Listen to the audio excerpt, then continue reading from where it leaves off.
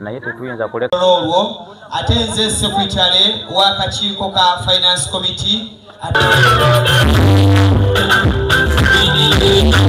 nti ffe abaali bakkiririza mu kibiina kya National Unity Platform bwe baavaayo bannaffe abali mu bukulembeze bwa district eno nga bakulemberwamu omukyala Nabatanzi Farida ne Lukanga ne beekobaana ne baagala okusuula ekibiina kisaanyaawo nga balonda ba candidate abanafu.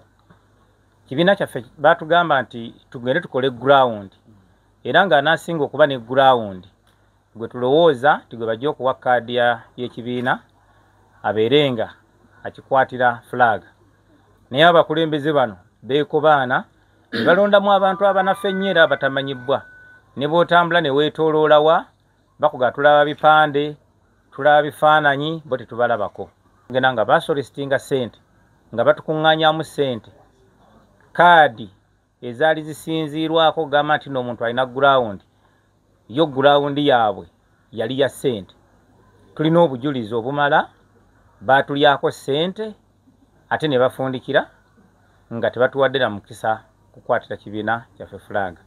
Twagala okutegeeza bannabuyukwe olwaleero nti tugenda kujja tulwanirire obuwanguzi bwaffe. Tugenda kubeera nga pulezidenti waffe Kyagulanyi Ssentamu nti we yagenda mu DP bamumma kaadi nga yeesimbye okubaka ba paalamenti ekya Ddondo, n'agenda mu FDC ne bamumma kaadi naye n'akozesa omukisa gwe ogwokubiri. Eŋŋombo y'ekibiina egamba nti amaanyi gali mu bantu.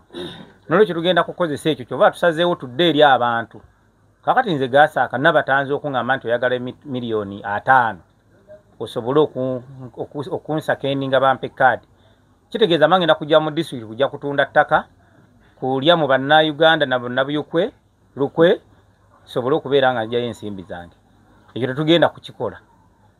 Ebintu ebifaatagana bwe biti kiruma nnyo naye tubategeeza bannabuyikwe nti tukwatire wamu luno lwoya lwa mu nnyindo bano tubasobola era tugenda kulwanagana nabo. Nga nze Ssemambo sigenda kutuula era tesigedda tugenda kulwanagana nabo, tugenda kubakuba. Twagala kuswaza kulaga Honorable Kyagulanyi nti ye talina buzibu kaadi ku kitebe bazituwa bulungi. Neweewuunya omuntu atambulira mu mobilization committee n'avaayo n'ayinga EMC okutandika okulanga influencing awarding of those cards